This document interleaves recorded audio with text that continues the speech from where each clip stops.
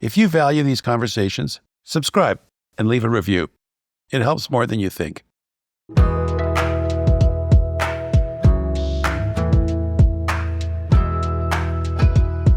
After the 2008 recession, after Pete Roberts watched his business collapse, he didn't fold. He doubled down, he bet on the exact opposite business model that most companies were using.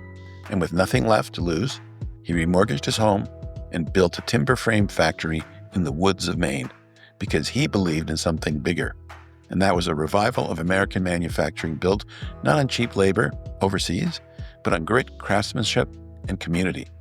This wasn't and still isn't just a business venture. It's kind of a rebellion against the greed and assumptions that hollowed out small towns like his all through the United States. In his quest to rediscover what's been lost, Pete has built a formidable brand, Origin, that manufactures apparel and footwear from dirt to shirt or jeans in their own factory in the United States. Jeans made in America. What a novel idea. I was excited to get to meet him and hear his story, and I'm happy to present it now. I'm pretty lucky that I have a chance today to speak to Pete Roberts. Bob Anishak, a friend of mine, introduced me to Pete.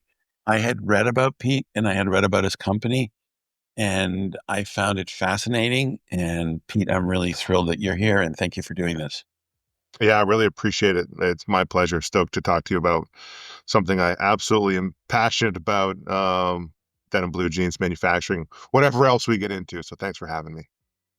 I'm inspired by people who are phenomenal at what they do and who love it, which fuels their excellence. And I'm also fascinated by people who create something from nothing. And you have created something from nothing, which is the reason I really wanted to talk to you and share your story. So tell us, let's go back to 2008. Can you tell us what happened to you?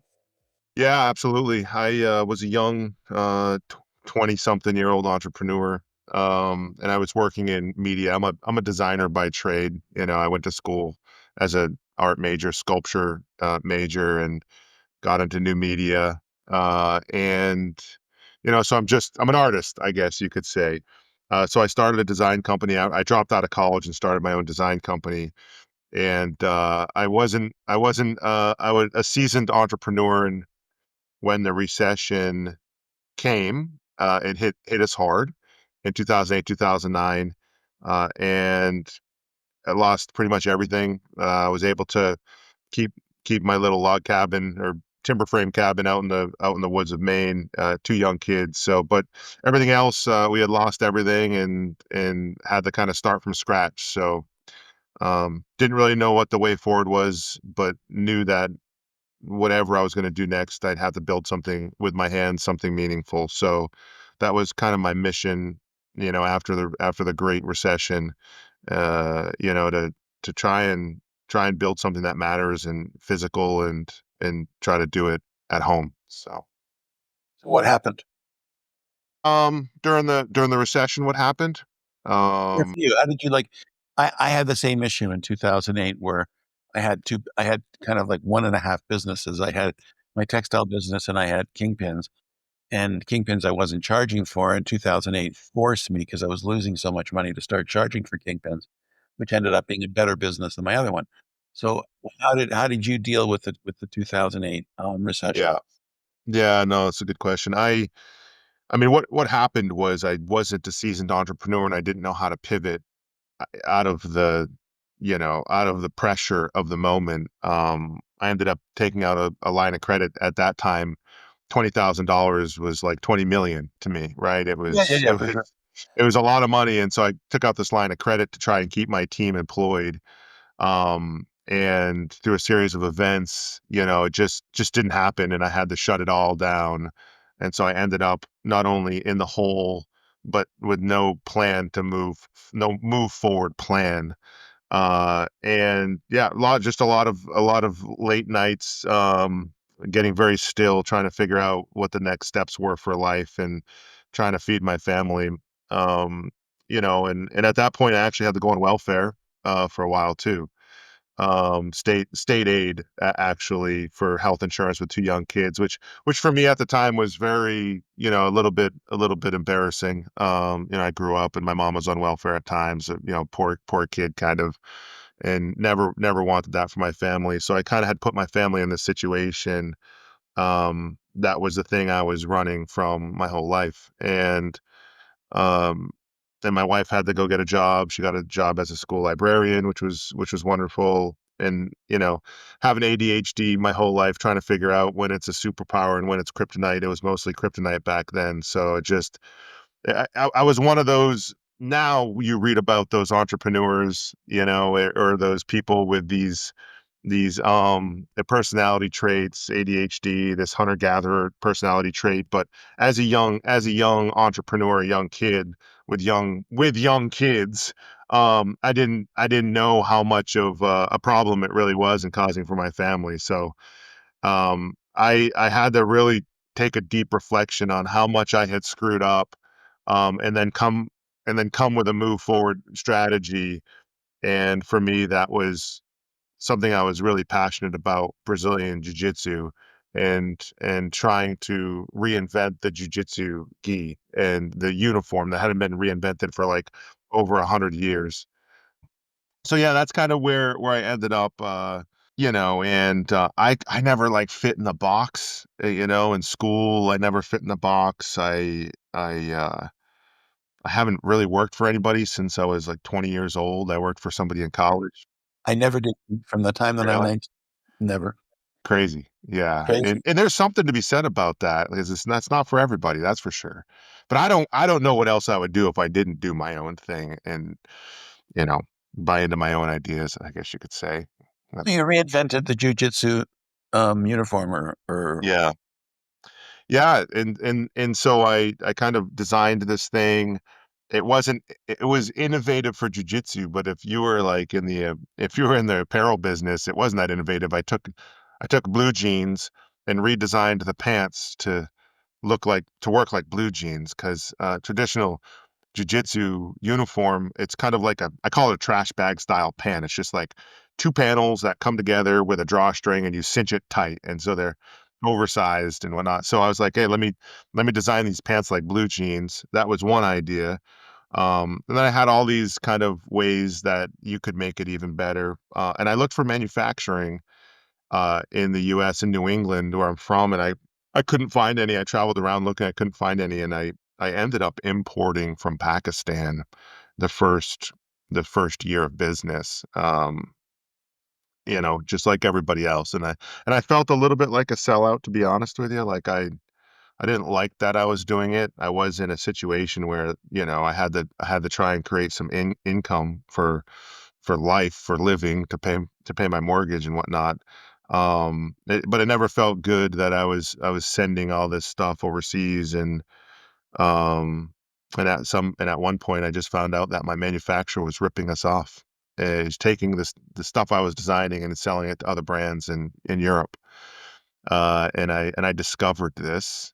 And that was the inciting incident. I like to say that was the defining moment where I was like, okay, now none of this matters if I can't make it in America. So is that one little bit of thing I needed to really fuel my, with ADHD, how you can get into real focus mode, if there's something you're chasing, and that put me in real focus mode. And I've been in that mode, for close to 15 years now, trying to build things in America and do it in a big and scalable way.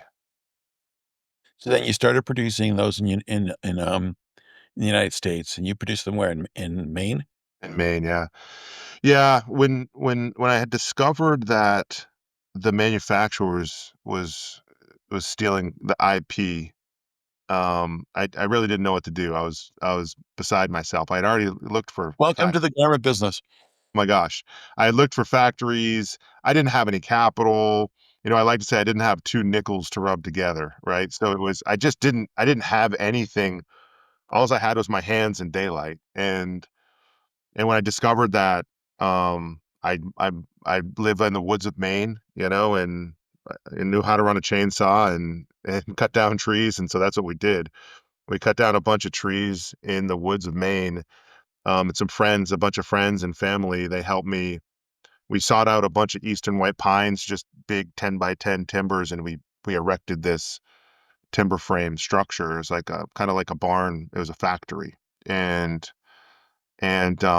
the next step was like I need sewing machines. So I went and scoured some old mills in Maine and found a couple of old 1940s Singer sewing machines. And we started up a generator and started sewing stuff. Didn't have power to the building or anything. And that was kind of the origin of the origin story. That's the romantic version, you know. But I was so far over my skis, moving so fast, I didn't realize that I couldn't get the fabric I needed in America. It was only being made in Pakistan and China. And so the next step was to find a loom, which was really hard. Um, and we were able to discover this, like kind of the last loom that was in Maine. It was in this old Bates Mill in Lewiston. It had been sitting there for almost 30 years. And some friends and I, we pulled that old loom out of there and dragged it back to the woods and found an old timer to show us how to bring it back to life. And we breathed back life into it and started weaving fabric. And it was very, very difficult, like impossible. How did you do your warp? So at the time, we found a woolen mill, and we would bring the warps to the woolen mill with our cotton, and they would beam it for us. That's how we started, but it wasn't sustainable.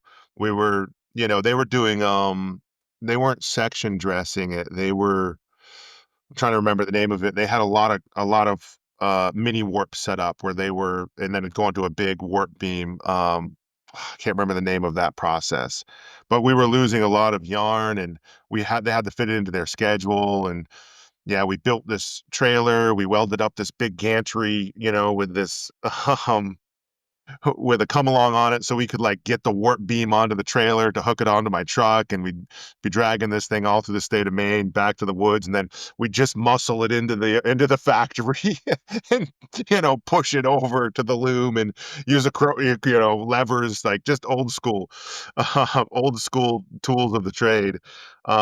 Eventually it wasn't sustainable, and so I continued scouring old abandoned mills, and I discovered a section dresser machine that had been abandoned, and we pulled that out of there, and it was all rusty, and we brought that back to life, and we installed that in our little factory with the creel we cut down, to a quarter the size, and we started making our own warps, and we still use that machine to this day to make our own warps. That's crazy. Yeah, that's a little bit. I don't know if I would do it again. I mean, when you're 20 and feel like you're indestructible, and you know, I always say you spend your life, the most of your life, figuring out what you don't want to do. right, that's very true. Yeah, that's very true. But I don't feel like I work. I have so much fun with what we're doing, even the most challenging times. It's really fulfilling. So And you went from that to a jean production. yeah, the the idea for Origin was always Is it Origin or Origin USA? its Origin. The brand is Origin. But a lot of people refer to us as Origin USA because that's our domain name is originusa.com. And we're a USA, we manufacture in the USA. And so like it's kind of interchangeable, but like we have both trademarked, but the brand is Origin. Yeah. Yeah, just Origin. Um, so, the idea was never for the brand to just make jujitsu keys. It was the casting the long-term strategic vision back then in 2011 was, let's build America's next big brand. Let's start with, this really cool jujitsu gi, the thing I'm passionate about. But even back then, I used to say at some point in this brand's life, in this 100-year plan, and that's what it is. It's a 100-year plan. Jiu-jitsu will end up being 1, 2, 3% of our business, even though it's 100% right now. We've got to prove it out through jiu-jitsu, that we can make garments in America again. And if we can, then we can explore other things. So, 2012, we started building the factory. We told the world in 2013 we're making jiu-jitsu gis in America. We rescued the abandoned loom in 2014, In 2015, we really pushed into jujitsu, making gis. In 2016, we prototyped our first pair of jeans and our first pair of boots. And then I tabled them until 2018, 2019, because I knew as kind of a wild-eyed entrepreneur that I can't get distracted. It was a distraction, even though these are things I wanted to do. I didn't want to get distracted. So we became experts at making jujitsu gis, at weaving fabric, at learning all these old machines that, hadn't been used in New England in 30 years, felling machines, and all the hard stuff to do, right? We had to rediscover that knowledge. And so we were really focused on rediscovering and I'd say reclaiming that knowledge first before really going hardcore into, okay, now we're going to build a brand. Right now, we're going to build a pure play brand, and we're going to do it in America 100% without compromise. And that I like to say, like that whole supply chain, the nuts and bolts of it all is from U.S. soil. So we try not to, not we only try not to. We don't import anything. Everything is made kind of on the ground beneath our feet. Well, except for the cork for our boots. I think the cork comes from Portugal, right? I think that's the only place cork grows. Work is hard to replace. Yes, it is. Yeah. So that's kind of the origin of that. And people say, why jeans and boots? Why do we start with that? And it was not just shotgunned. It was by design. We had, I tell people, like, I remember when the Berlin Wall fell down, and I think I was 12 years old, and we all remember this moment. Um, first time I saw freedom unfold. I didn't really understand what was going on, but I remembered the wall and these people who were all dressed in jeans and denim, and they were taking this wall down and experiencing freedom for the first time. And I just had this real emotional connection to jeans through this moment. And of course, being a poor kid in the woods of Maine with a single mom making $27,000 a year and four kids, I was only able to get one pair of jeans a year, and that pair of jeans I coveted, right? And I wore them as much as I could every day. And whether you get made fun of because you're wearing the same thing every day or not, it's I appreciated them. And so jeans, like everyone else, it's undeniably a uniting thing for humanity. Blue jeans. I don't care what part of the world you're from or what time or what side of the aisle you sit on, like blue jeans is that representation of individuality, freedom, the idea that you can change your trajectory in life. And I've always appreciated that from being a young kid. And so I always had this passion for denim blue jeans. And I knew they weren't made in America anymore. Um, and so I said, if we're gonna rebuild, if we're gonna have a renaissance, and that renaissance is gonna come through New England, we have to build blue jeans and boots. Why? Well, because blue jeans and boots is the uniform of America. It's the things that that working class used. That was their uniform to build the country, into industrialization and all the steel workers. And it was leather boots and blue jeans. And Maine was the hub of footwear manufacturing. So we had to reclaim Maine's identity, and then jeans, we had to reclaim the identity for America in jeans. And so those two things, I said, if we could make blue jeans and boots, we can make anything because they're two of the hardest things to make. Blue jeans are so hard to make and get Hard consistent, and to fit. so hard. And boots, footwear is a sculpture, and of course that's my background, is sculpture. So you're sculpting a product, a three-dimensional asymmetrical product, and it's very, very hard. And I knew if we could prove this out, then we could make anything. And we really had something, but we couldn't just prove it out. We had to make it also, efficient and profitable, because we're not running a nonprofit, we're trying to build a brand. So we really dove into those two things head first, arms tucked, and to prove it out. And that was more recent. That was 2018, 19. We finally got into blue jeans and boots before we started developing everything else. At this point, we do a lot. You've accomplished a lot. From what I've watched your YouTube videos and read about you, and I hear that you're up to, and the number's not really important, but the scale is quite big. It's a couple of 100 million or something like that. But that is an enormous number, and that should hopefully allow you to reinvest. Is that what you are doing in the business? Yeah, and just to clarify that, we do have we have big revenues, but there's two divisions to the company. There's Origin, which is the apparel and footwear manufacturing.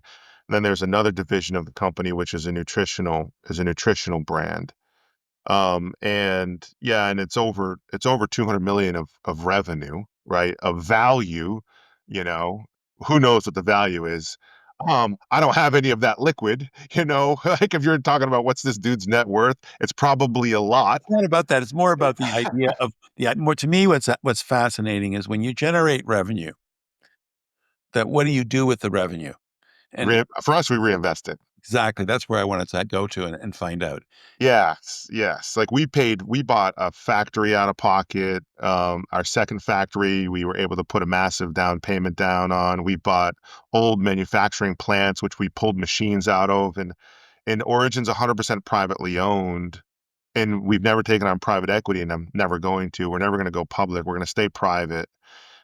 Yeah. And so yeah, we've reinvested a lot of most of the more than most of the profits back into the company to do what we're doing, to buy factories and machines, to onshore, kind of the knowledge and capabilities, and it's been an adventure for sure, but it's a lot of revenue, it's a lot of people, it's a lot of overhead, it's all of that.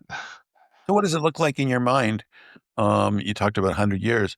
So in year 10 to 20, what does that look like? So that's what I just cast the long-term strategic vision for last week to my team.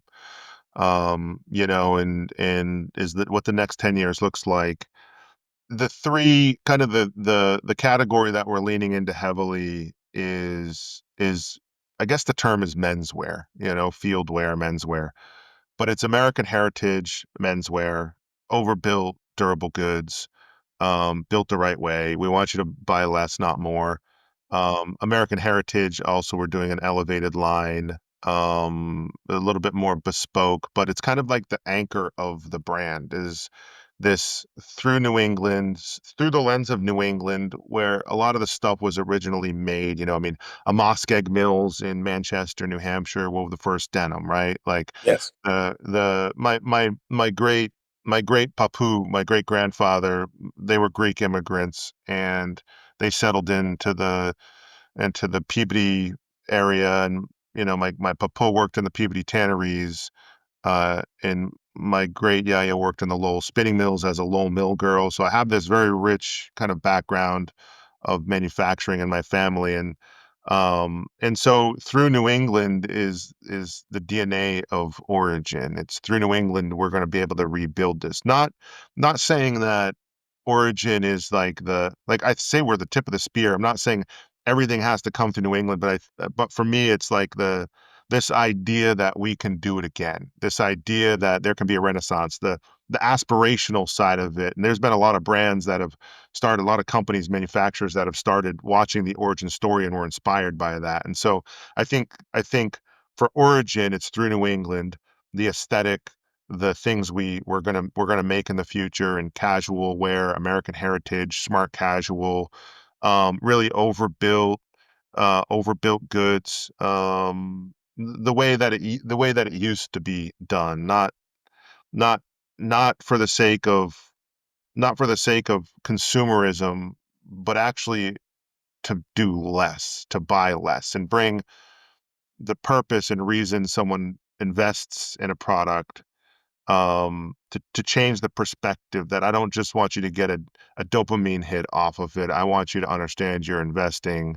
in something much deeper. And I want you to know that 100 cents is going back into the US supply chain, and it touches a lot of people, from truck drivers to farmers to factory workers and everything in between. I think that's really important. And I think the consumer is going to wake up to that in the coming years. That's what I've bet on for almost 15 years now. It's what I've been betting on. Um, uh, before it was politicized. That's what I've been betting on. And people who try to do, let's say, use your company and what you're doing to inspire them to start their brands. Yeah. How do you feel about that? Does that Great. it's great. You like it? Yeah. Yeah. I think it's great. I think the more, when I was growing up, I didn't really understand the whole farm to table thing. I didn't understand, I didn't grow up with knowledge about food and organic food and all that stuff. And that whole movement for me was very, I think the term we used to use back in the 90s was like kind of granola, right? It's like very like this farm to table thing. I don't really get it. I'm just going to go get a cheeseburger at McDonald's. Now I'm the biggest freak about what I'm consuming, and what I'm putting into my body. But it took decades and momentum for consumer behavior to change with food. We're recognizing the food, recognizing if it has chemicals in it or GMOs, like where it's coming from, and making sure that you're purchasing your food supply, the thing you're putting into your system, is healthy. I think there's already been a big movement and that's been changing. I believe the same thing is going to happen with the things you wear. That the consumer is going to want knowledge on where it came from. Is this made with slave-free cotton or forced labor? I think they're going to want that. I think they're going to. I'm betting on it. My gut says yes, but I don't know how long that's going to take. It's going to take another 5, 10, 20 years. I don't know, but we have a 100-year plan, so I'm in it for the long haul. And we can grow as slow or as fast as we want. And we can grow with that consumer. And I have a friend, he did a TEDx video, I mm, think in 2011, about transparency and the human right in any consumer product to know where the components are from. yes, And he turned me on to transparency in 2011 yeah, that's because great. it's so logical. Yeah, it is. It is very logical. And I mean, shit, the I think the actual data of it all is that me sitting here with my cell phone. Now, we made this shirt I'm wearing 100% in America. The pants I'm wearing 100% in America. My underwear wasn't made in America, right? But if I was sitting here with this phone and everything I was wearing and using wasn't made in America, I think I'm helping keep, I want to say it's 60 to 90 people in slavery. And that's a huge thing when you think about it, when you make that statement. And so how much of that can we course correct? Like not all of it, right? Like we're not going to course correct all of it, but if you're conscious about it and if you care, you can start to course correct in not just in your life, but for your community. For me it's community, for your country, for the middle class. Like you can start to course correct that. It's such a web. I don't believe it'll ever get untangled completely. And I actually don't think it would be healthy for international trade, for it to completely get untangled. We have to be tangled together as a human race. But I do think that there is right and there is wrong, and I try to identify what's wrong, and I try to put put the ideas out there to fix it. Even if those ideas are a little early in the grand scheme of things, the words are out and they're evergreen and they'll be there forever. So, um, yeah, the big education process needs to take shape, and it's got to be really thoughtful also. You guys ever want to have a store? Yeah, we're gonna open up retail operations probably in 2027. Um, and those will be owned locations like Origin Factory, factory stores, retail. We won't go into retailers. Again, we want the consumer to have a really different experience when they go into our stores, live feeds, the factory coming into the store, all that stuff. All right, let's go into textiles. Sure. I've been in it a long time. Okay. How do you handle your fiber? Let's go through from the farm out. Um, Yep. let's go step by step. Yeah, so all of our fiber is not just US sourced, it's manufactured in the US. Whether that's a natural merino wool or cotton, comes from US animals or US farms. Even our synthetics, are all manufactured in the US. So fiber is where it starts. Um, and the reason we haven't made some product is because we are not compromising on that. And so if we need to make something and we can't get a fiber that's right, then we look at an alternative. So like for instance, we were ring spinning our our cotton we were ring spinning our cotton. I think it was a cotton poly blend for one of our products, and our manufacturer, they just sent a bunch of machines down to Honduras that were doing this, right? And it sucks because we have to re-engineer a bunch of our products now, and we're going to use a vortex yarn, which we're hoping has the same hand, and so it really causes a ripple effect within the organization because we now have to go redevelop and retest and all that stuff. But I think You might have to have spinning. probably, yeah, probably. I mean, I'm really open to. We're pretty vertical, but we're not vertical, enough. Like we're not doing our own, spinning, and we do some of our own weaving. We're not doing any of our own knitting, right? So probably, but we it's not in the roadmap in the next 5 years. 10 years out, possibly that happens. We've discussed it. Don't get me wrong. We've discussed it. I've looked at machines, but it's not our core competency. I think you've gotta I'm so factory driven. I love machinery. I'm very like I love like steampunk style. I just love old machines and gears, mechanical mechanics. And so my team has had to pull me back into Pete, what is the customer giving you value for? The customer is giving you value for made in America.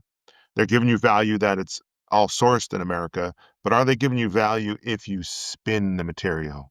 Probably not. If they spin the fiber, I should That's say. more like trying to take care of your product. Yeah, yeah, exactly. So Really, like, adding value is just, it's kind of like ensuring your product's integrity. That's all it can be.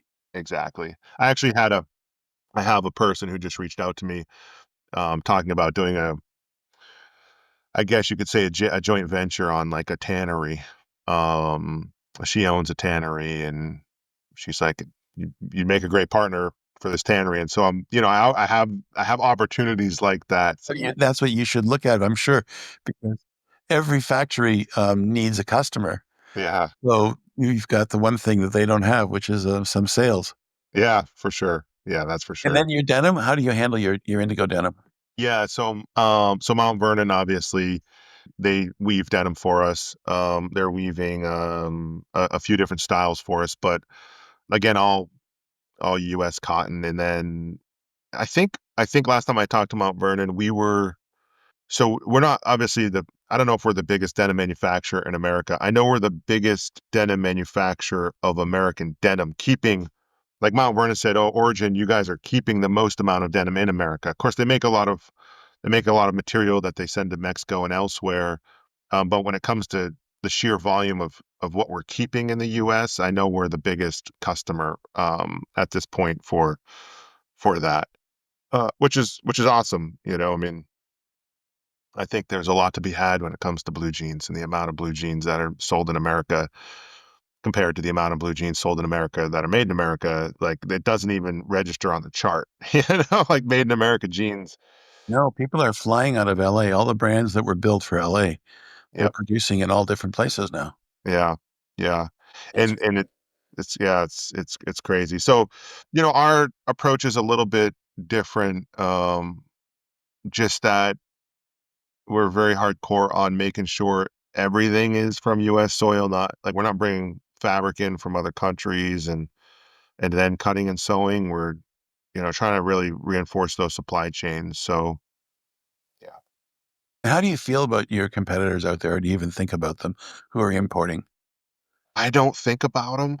Um, I've never been competitor driven. I mean, from very early on, it was, here's the idea I think works, But and this is what we do, and we don't even. yeah, this is what we do, and people they'll like it or hate it. I think I like to. I don't think our story is super polarizing. But I think polarizing positioning and stories can sometimes be good because it gets people talking about the problem. And our whole marketing like objective is market the problem, market the fix, and market the marketing. And that's kind of how we go about building the brand. Is we here's the problem. What's the fix? Well, this is the fix. Well, how the heck are we going to do that? I don't know. Let's figure it out. Okay, make sure we capture figuring it out and capture us capturing figuring it out. Right. So that's kind of and I don't think, and we're just small and nimble. Like we don't have this big corporate structure and tons of executives and everything. So we still are very entrepreneurial in some of our ways. I know that'll change over the years as we get bigger, but right now we can do it that way. How many jeans do you think you can eventually sell in America? Oh, I think well over a million pairs a year. Like That's crazy, and that's beautiful. yeah, I mean we certainly set up the factory to do that, and so it's kind of like the way we thought about the factory. We have this factory we purchased in North Carolina in Asheboro, and it's about 170,000 square feet. And I bought it from this old timer named Wally. They used to call him Mr. Jeans, and he used to make all the blue jeans in North Carolina for all the big brands. And it was on its last legs, right? He had a few people working in there making a few dozen pairs of jeans, but the guy used to make 60,000 pairs of jeans a week in the heyday of manufacturing in the 70s, 80s. So we negotiated this factory purchase, and then we invested millions and millions of dollars. At this point, it's got to be like 10 million bucks into bringing it back to life. And the way I looked at that was, all right, here's the fish tank. The fish will grow now that it has space. When we were only manufacturing jeans in our little 20,000 square foot factory in Maine, we could only do so much. And we were using our like a laundromat to do our washing, and my father-in-law owned the laundromat, so we would throw everything in the truck and bins and drive it down to the laundromat, wash the stuff, bring it back. Well, this factory in Asheboro, there was a commercial wash house. Now it was dead. There was like one machine running, but it was there, right? And hooked up to the town's incredible infrastructure. And there was space there to actually think about what this could look like. And so now this factory is, if it's not the best bottoms factory in America, it's got to be the best bottoms factory east of the Mississippi. Like, I don't know what's out in LA. That would be, I haven't toured anything in LA. I know there's other factories, but when it comes to east of the Mississippi, we reinvested in this commercial wash house, this big wash house where we can now wash. I mean, I'm talking all new infrastructure, TIG welded stainless steel, like the whole infrastructure. And we can pump a million pairs of jeans to that a year now. So the infrastructure is there for a million pairs. Now we just got to get the volume and velocity there from a sales perspective, but that's going to take some time. So your social media work is amazing. Oh, thank you. I mean, the I'm fascinated by people that can drive business just through social media. It's crazy. How do you see that growth in the number of followers that you build, and how do you approach that? Yeah, I don't think followers followers for me isn't a good metric of the scale of a business or the potential success, but engagement of those followers is a nice metric to look at. You know, likes, clicks, follows, comments. So that is a metric that we take into consideration. Um, I think the way I look at it in our the playbook is kind of my hearts, minds, and hands. So like I'm not going after market share right now. Like that isn't the objective of the team. It isn't to go after market share. I say mind share, soul share. Like if you can get a share of their mind through teaching them something, right, and bring them along on the journey. I want you to gain knowledge of what we're doing first. I want you to think about it. Next, I want to connect with you on a deeper level. I want you to be part of our mission. I want you to understand, like, this is why we're doing what we're doing. I want to tell you the story of the past. I want you to understand like this historical aspect and what we've lost, and I want you to really feel that in your bones. And if we can do those two things, market share is just a matter of time. And I don't care if it's this year or next year or the year after, but origin will be in your consideration set in the next 5 to 10 years. And so the more hearts and minds we can capture as we build the plan out, then we'll capture the market share. But I don't want to go wide with customers. I don't want 10 million different customers. I want to go really deep with them. Who is your customer? Our customer is we're actually doing a bunch of studies on this right now, so I have some early indicators. It's a he. We name him Jack. He's definitely a family man, so he most likely is married, has kids. He is career driven, so he's in a professional career. He's mostly living in suburbia.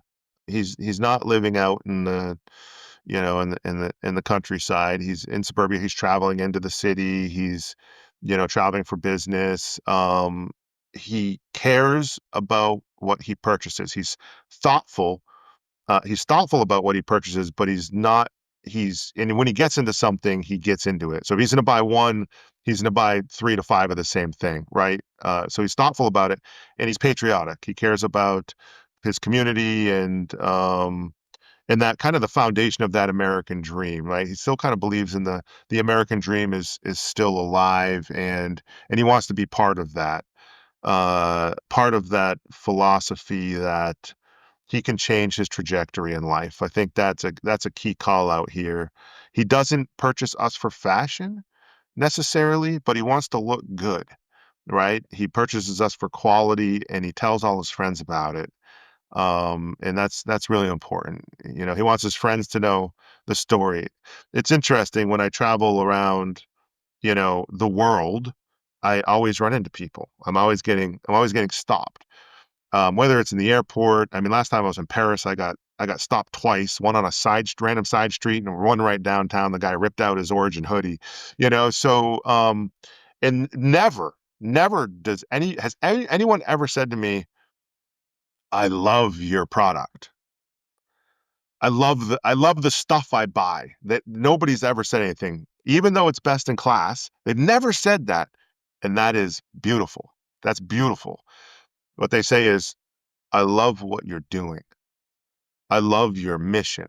I love what you stand for. I love that you're bringing this back to America and you're doing it in a real authentic way. Like they love being part of that journey. And so whoever's interested in course correcting what I'd say is the predatory capitalism that gutted America's manufacturing communities and factory and mill towns like where I grew up. Anybody that wants to try and course correct that is our customer. That's our customer, but they got to really care about that first, and the product follows the brand. So I think what you said is one of the most important things in business in general is to lead through the mission, yeah, not through the product or whatever it is in any business. yeah, So I commend you on that. I think it's an amazing direction. I think that what you're doing is inspiring, and I know our listeners are going to like to hear. Our listeners are jeans people from all over the world. yeah.